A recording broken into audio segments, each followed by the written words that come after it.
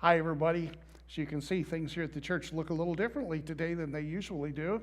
We've just wrapped up our first annual Shiloh Outdoor Expo, where we've had hunters and fishermen and people who love camping in the outdoors here all day long, with a variety of seminars and activities and a good speaker who's challenged us from the Word of God.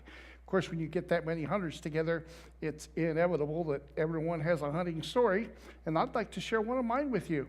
This one goes back, goodness, more than 30 years ago, early on when I was first learning how to hunt turkeys. And for those of you who aren't as aware, when you go out in the woods to hunt turkeys, you sit very still and you make calls that sound like a female turkey trying to draw a turkey into you in hopes that you might be able to shoot one. And I was still pretty early in the process, and someone was kind of teaching me how, and sat down under a tree in Missouri. It was a sunny afternoon. It was mid-morning by that point, and we were sitting there and making turkey calls and sitting, and I was getting a little bit sleepy, and all of a sudden I saw movement off to the one side, and it was across a bit of a field where there was a clearing, but I could see something brown moving over there, and then I suddenly realized what I was seeing was not a turkey, but a coyote. He was looking our way, and every time he would hear that turkey call, he would look that way, and he began making his way. He crossed that opening, that clearing in the woods, and made his way cautiously, creeping along, thinking that he might indeed find a turkey dinner. Well, as he got closer, I thought, my goodness, if he gets close enough, even though I've just got a shotgun in a limited range, I might take a shot at him. And he got out just a little ways, and then suddenly realized, it dawned on me what it was like to be the hunted rather than the hunter. Not, of course, that there was any real danger, but it was kind of a strange feeling, watching him make his way very cautiously and trying, hoping that he might find something to eat. And he got to a certain point, and then he began bypassing us off to the side, and I wondered, what is he doing? Well, I understood later what he was doing was circling because he wanted to get the wind direction, because he could smell what was really going on if he could smell what was downwind. And sure enough, as soon as he got to the place where he got a whiff of my buddy and I, apparently we did not smell good at all to him, because boom, he was out of there as fast as you could be, crashing through the woods and running off.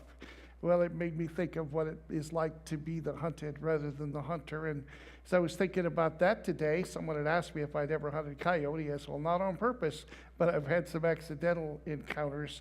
Made me think of the way God speaks about Satan and his desire to consume us. In 1 Peter chapter 5, we read, humble yourselves, therefore, under God's mighty hand, that he may lift you up in due time. Cast all your anxiety on him, because he cares for you. And here's the caution: be alert and of sober mind. Your enemy, the devil, prowls around like a roaring lion, looking for someone to devour. Resist him, standing firm in the faith. Sometimes we may feel like we're being stalked. Sometimes we might feel like the enemy is doing his very best. That causes us to worry, to be anxious, keeps throwing things in our path. And Peter encourages us to humble ourselves in the mighty hand of God, to rely on his strength rather than our own. Cast all our anxiety, all our cares, all our worries, all of our fears on him.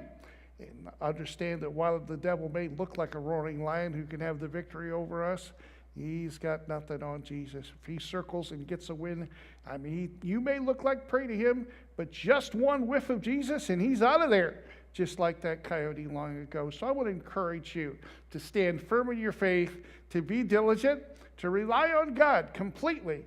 Cast all your cares on him, because he cares for you, and understand the victory that we have over Satan because of Jesus, his shed blood on the cross, and his invitation to know him, abide in him, walk with him every day. Now you think about that.